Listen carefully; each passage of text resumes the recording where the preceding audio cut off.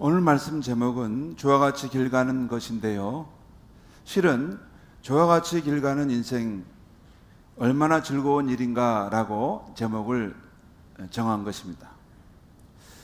논어에 보면 공자님이 말씀하시는 군자 삼락이 나옵니다. 배우고 때로 익히면 이 또한 기쁘지 아니한가.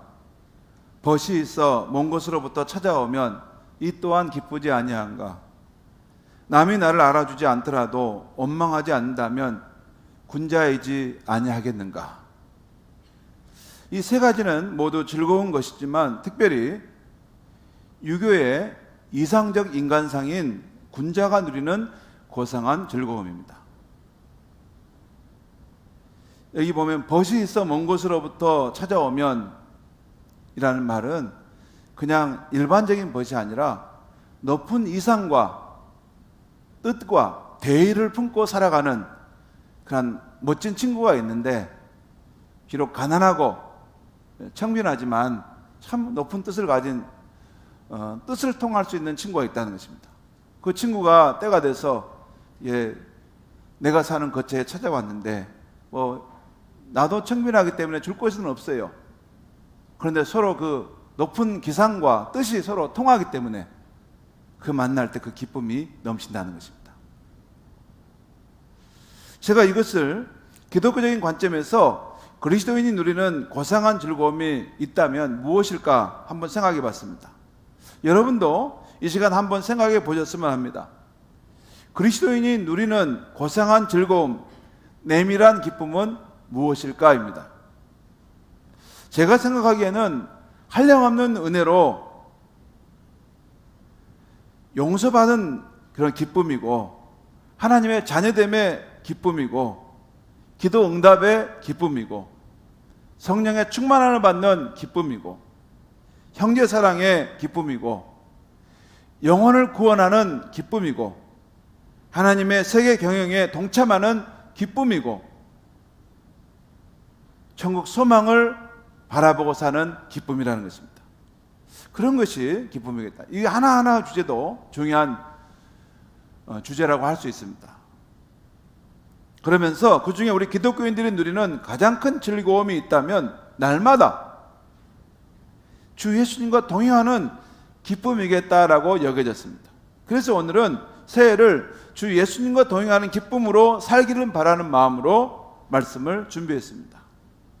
지금은 코로나로 인해서 우리가 마음껏 여행을 하지 못하고 있습니다만, 여행과 관련해서 이런 말을 들어보셨을 것입니다. 여행은 어디를 가느냐보다 누구와 함께 하느냐가 더 중요하다. 누군가와 함께 여행해 보신 분들은 이 말 뜻을 잘 아실 것입니다. 어떤 여행은 여행지가 그리 대단한 곳은 아니지만 동행하는 사람들 덕분에 참 행복하고 오래도록 추억에 남는 좋은 여행이 있습니다. 제게도 그 여행이 있어요. 반면에 어떤 여행은 그 반대이기도 합니다. 이렇게 며칠 동안 떠나는 여행도 동반자가 중요하다면 우리 평생을 가야 하는 인생 여행길에 동반자는 얼마나 중요하다 하겠습니까? 우리 일생의 동반자는 우선 가족과 부부입니다. 저는 우리 성도님들의 자녀들을 위해서 기도할 때면 취업과 진로를 위해서 기도하지만 무엇보다 제가 기도하는 것은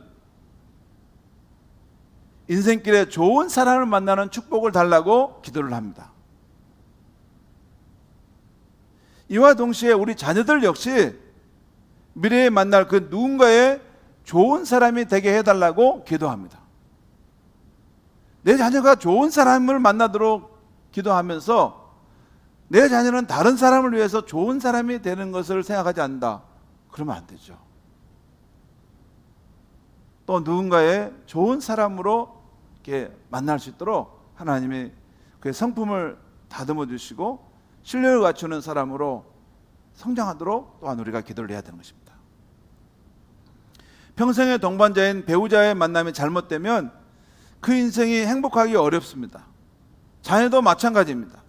그래서 우리는 배우자를 위해서, 자녀를 위해서 늘 축복해주고 꼭 마치 이 정원에 물을 주는 것 같아요. 축복해주고 사랑의 말로 격려해주고 늘 기도해 줄 때 마치 정원에 화사한 꽃이 피듯이 피어나는 것입니다. 함부로 해치고 깨트리고 그러는데 그 정원의 꽃이 잘 피어나기가 어려운 것이죠.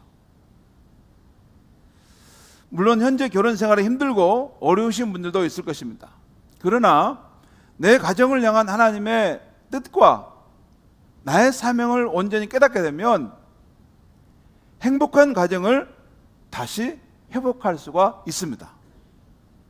예수 그리스도 안에서는 누구든지 새로운 피조물이 될 수 있기 때문에 또 되어져 가는 상황 속에 있기 때문에 이전에 깨어지고 무너졌던 가정이라 하더라도 다시 가정을 향한 하나님의 그 뜻과 또 사명을 발견하게 되면 그 가정을 세워갈 수 있습니다.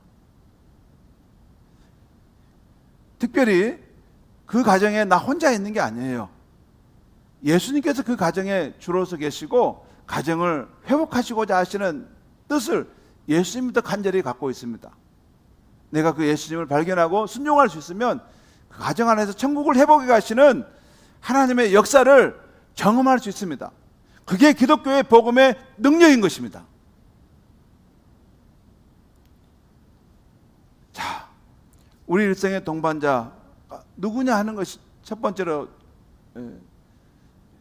우리 부부와 또 가족이라는 말씀을 드렸습니다. 두 번째는 우리가 평생 동반해야 될 동반자는 바로 예수님인 것이죠. 우리 기독교회는 처음 신앙을 가질 때 예수를 믿고 또 예수를 내 마음의 주님으로 영접합니다. 그리고 평생 동안 예수님과 동행합니다. 잠깐, 여기서 나는 아직 예수를 믿지 않는데요, 나는 예수님을 정말 나의 구원자로 구세주로 아직 믿는가 잘 모르겠는데요, 그런 분은 다시 확인하셔야 됩니다. 그런 분이 여기서 말씀을 들을 수 있어요. 그런 분들은 반드시 기독교에서 말하는 복음의 핵심을 다시 듣고 자기 마음을 다시 분명하게 나는 예수님을 나의 구원자로 또 내 인생의 주님으로 받아들인다, 이것이 돼야 됩니다. 그게 기독교인이 됐다라는 출발점입니다. 아무튼 그렇게 했을 때 그 사람은 이제 평생 동안 예수님과 동행하게 되는 것입니다. 그래서 기독교인에게는 우리 인생길에 함께 하신 예수님과 어떻게 동행하느냐가 아주 중요합니다. 오늘 본문에 엠마오로 가는 두 제자의 모습이 나옵니다. 제가 그림 하나를 보여드리도록 하겠습니다. 저 그림은 유명한 기독교 미술가가 그린 그림인데요, 오늘 우리가 읽은 누가복음 24장의 상황을 묘사해서 그린 것입니다. 가운데 그 세 사람 가운데 예수님이 계시고 또 좌우에 두 제자가 함께 동행하고 있는 모습입니다. 저렇게 예수님과 함께 지금 동행하는 상황이죠. 오늘 본문의 상황이 이렇습니다.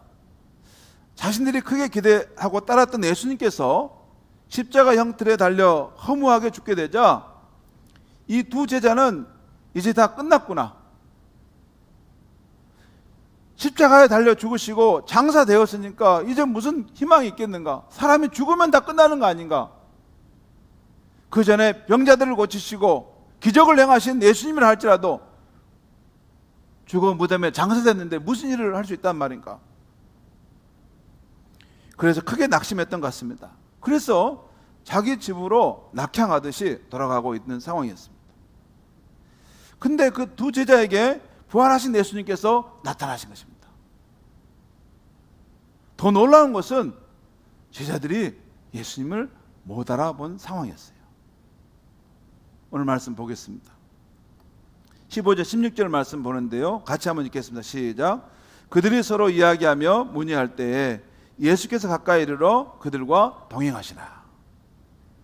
예수께서 가까이 이르러, 지금 이때 예수님은 장사되었지만 3일이 됐을 때 다시 부활하셔서 제자들이 나타나셨던 시작입니다. 그리고 그 부활하신 예수님께서 그들과 가까이 이르러 동행하고 계셨는데 16절 말씀 같이 읽겠습니다. 시작.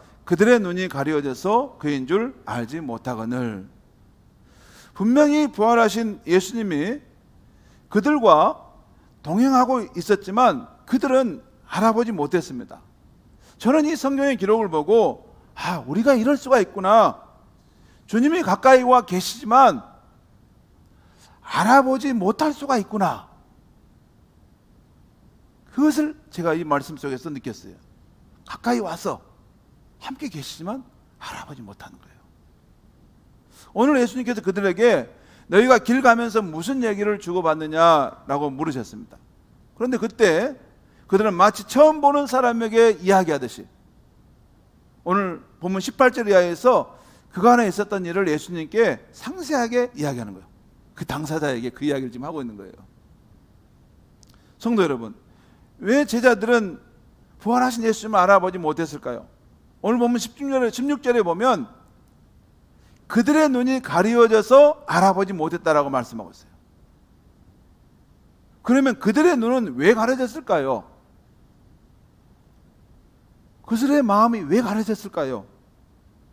아마 그들이 예수님의 십자가의 죽음을 보고서 너무 큰 충격과 낙심이 되어서 내었던 것 같습니다. 그 순간 아무것도 안 보이고 판단력도 흐려졌던 것이 아닐까요? 그럴 수 있습니다. 우리도 마음에 큰 충격을 받고 낙심이 크면 아무것도 보이지 않지 않습니까? 그러잖아요. 여러분, 정말 고통스러운 일을 당하고 큰 충격을 내가 받게 돼, 마음의 충격을 받게 되면 거기에 압도돼 가지고 주변의 상황을 잘 보지 못하잖아요. 성도 여러분, 여기서 중요한 것은 제자들이 큰 충격과 그 상황에 압도돼 낙심되어 있었지만 중요한 것은 그 자리에 예수님이 가까이 오셔서 동행하고 계시다는 거예요. 우리 인생이 그럴 수 있습니다. 우리 인생에 슬픈 일을 당하고 정말로 낙심된 일을 당해서 내 안에 깊이 침잠에 들어가서 마음이 너무 괴롭고 힘든데 나는 혼자다. 이 나의 고통과 아픔을 누가 알 수 있을까? 혼자다 하는데 그곳에 예수님이 오셔서 함께하고 계실 수 있다는 거예요. 내가 그 낙심되어 있기 때문에 그렇지 않는 게 아니에요.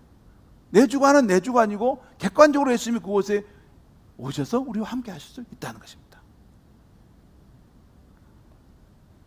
자, 제자들이 먼저 이 큰 충격과 낙심이 돼서 그 상황이 안 보였을 수도 있지만 이보다 더 큰 이유가 있어요.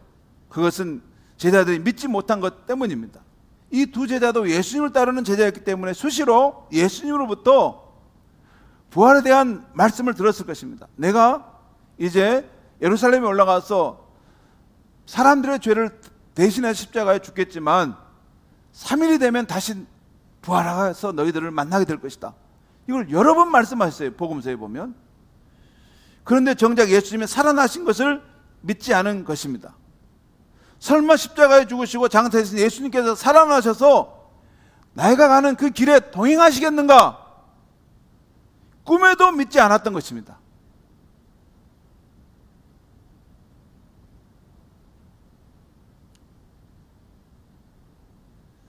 혹시 예수님이 살아나신다 하더라도 나 같은 사람에게 와서 함께 하실까? 꿈에도 생각하지 않았다는 거예요. 그런데 실제 예수님은 그들 가운데 오시다는 거예요. 한마디로 불신앙으로 마음의 눈이 가려져서 그들 가운데 가까이 오신 예수님을 못 보았던 것입니다. 그런데 이 제자들의 눈이 밝아지고 열려지게 되었습니다. 그 다음 장면에서 나오는데 함께 동행해 가다가 날이 저물자 그들이 예수님을 자신들의 집에 초대합니다. 그리고 그날 저녁 식사 자리에서 예수님께서 감사 기도를 하시게 됩니다. 그 내용이 오늘 본문 30절, 31절 말씀에 나옵니다. 또 한번 같이 한번 읽겠습니다. 시작. 그들이 함께 음식 잠수실 때에 떡을 가지고 축사하시고 떼어 그들에게 주시니, 함께 음식을 이제 먹게 될 때 누가 떡을 가지고 축사했다. 축사라는 것은 감사 기도했다는 것이에요. 누가요? 예수님께서 떡을 들어서 감사 기도하시고 그것을 떼어서 그들에게 주었다는 것입니다. 그 다음 말씀에 이런 말씀이 있어요. 같이 읽겠습니다. 시작.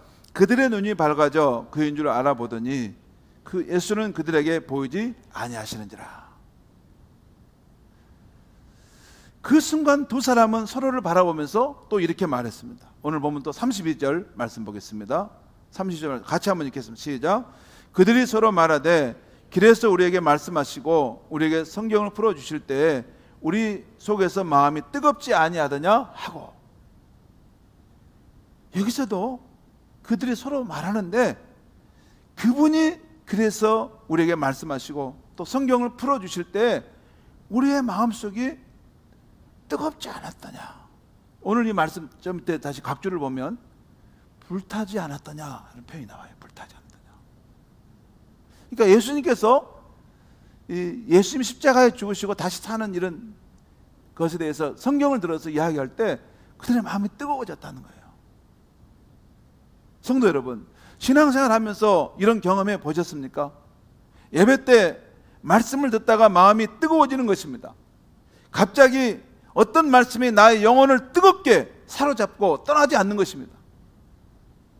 저는 설교자이기 때문에 말씀을 준비하다가 성령의 감동으로 온몸이 뜨거워짐을 느낄 때가 여러 번 있습니다. 말씀을 준비하다가 어느 순간 압도되는 마음에서 눈물이 왈칵 쏟아질 때가 있습니다. 그런 뜨거운 감동들이 순간순간 있는 말씀을 가지고 여러분 아침에 제가 말씀을 선포하는 것입니다. 요즘에는 아침에 하나님을 인격적으로 알아가는 성령의 길을 하다가 마음이 뜨거워짐을 느낄 때가 자주 있습니다. 지난주는 아브라함이 독자 이삭을 바치기 위해서 자신은 불과 칼을 들고 올라가고 그 아들 이삭은 번제를 태울 장작을 지고 산으로 올라가는 그 장면을 묵상하게 되었어요.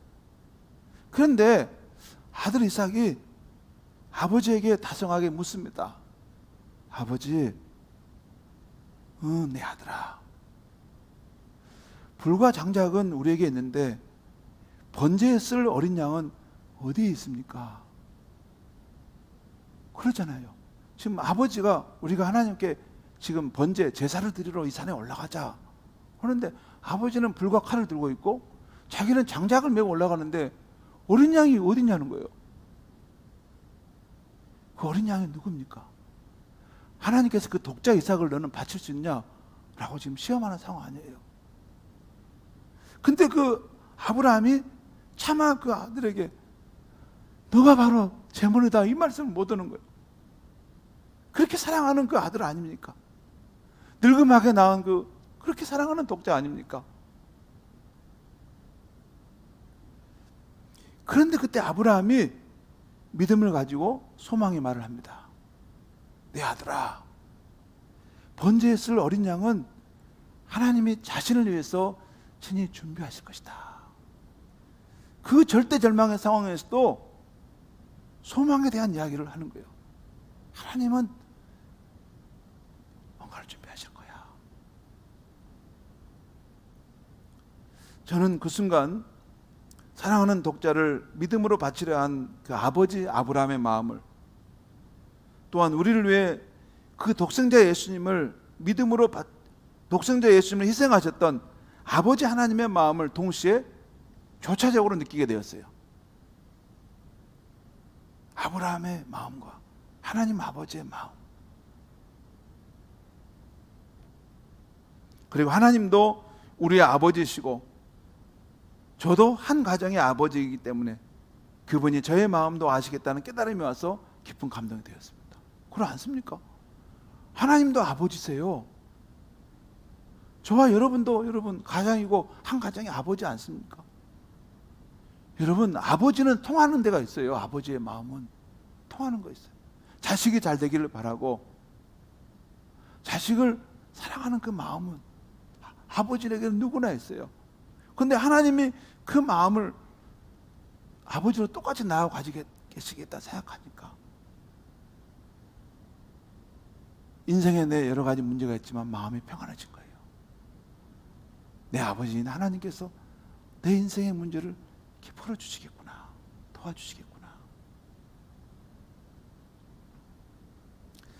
근본에 많은 분들이 주의 말씀과 함께하는 캠페인에 참여하는데요. 성도 여러분, 주야로 주의 말씀을 읽으시고 또 쓰시다가 그런 마음이 뜨거워지는 체험을 할 수 있길 바랍니다. 여러분, 기독교의 본질은 하나님의 말씀에 세워진 것입니다. 개인의 신앙도 그렇고 교회도 하나님의 말씀 위에 세워지면 그건 세상에 어떤 풍랑이 와도 쓰나미가 와도 기독교는 살아남을 수 있는 것입니다. 말씀의 종교예요. 말씀을 통해서 만남이 있길 바랍니다. 자, 오늘 이 시간은 설교 후에 찬송가 430장 주와 같이 길 가는 것, 주와 같이 길 가는 것을 함께 부르게 될 텐데요. 지금은 한번 예수전도단의 찬양을 한번 들어보도록 하겠습니다.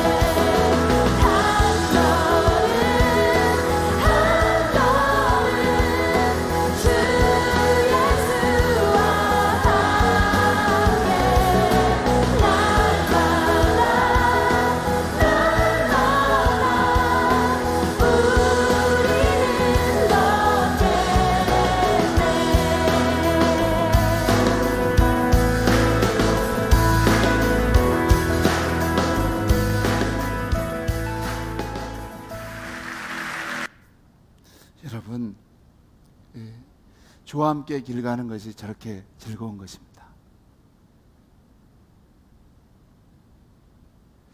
우리가 예수를 믿고 우리 마음속에 예수를 성령으로 영접하면 그분은 우리 영혼을 감싸시고 영원히 떠나지 않습니다.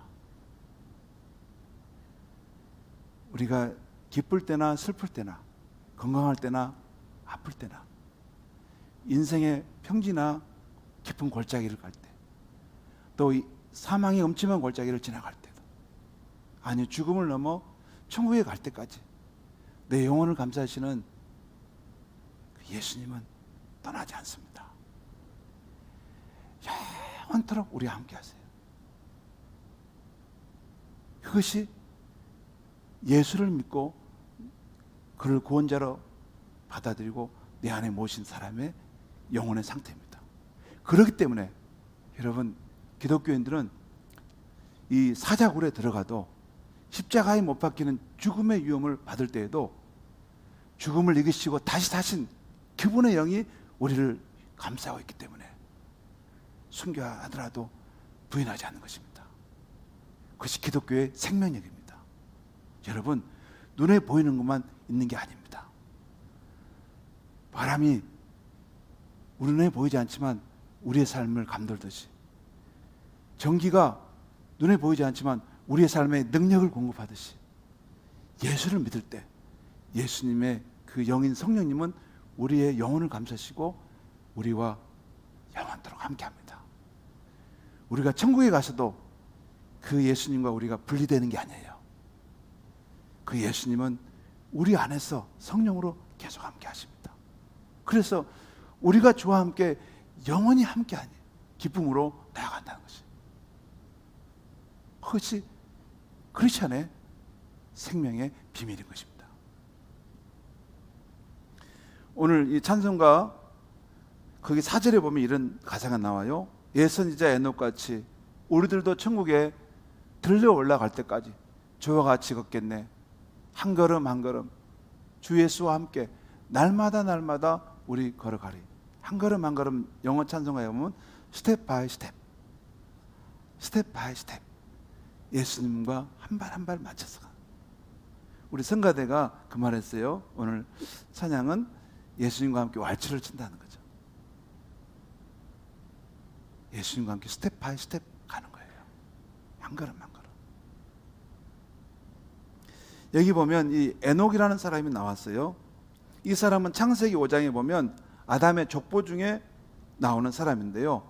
여기 보면 예선지자 에녹같이 우리들도 천국에라고 나왔죠. 창세기 5장 24절에 그의 삶을 이렇게 기록하고 있어요. 거기 보면 에녹이 하나님과 동행하더니 하나님이 그를 데려가심으로 세상에 있지 아니하였더라. 이것을 공동번역 성경은 에녹은 하나님과 함께 살다가 사라졌다는 거예요. 하나님이 그를 데려가신 것이다, 이렇게 말씀해요. 성도 여러분, 천국의 삶의 가장 중요한 특징은 뭘까요? 한마디로 하나님과 함께 사는 삶이라 할 수 있습니다. 그래서 이 세상에서 구원받은 성도들은 하나님과 함께하는 삶을 연습하다가 결국 천국에 가서 영원히 하나님과 함께 사는 것이지 않을까요? 그런데 에녹은 이 세상 살 때 하나님과 함께하는 삶을 너무나 잘 산 것입니다. 성경을 연구해 보면 그 당시는 영적으로 아주 타락하고 어두운 시대였어요. 지금과 같은 이 코로나의 상황이었어요. 그럼에도 불구하고 에녹은 하나님과 함께하는 삶을 잘 살았던 것입니다. 그래서 하나님은 에녹에 대해서 됐다, 다 준비됐다 하시면서 바로 천국으로 데려가신 것입니다.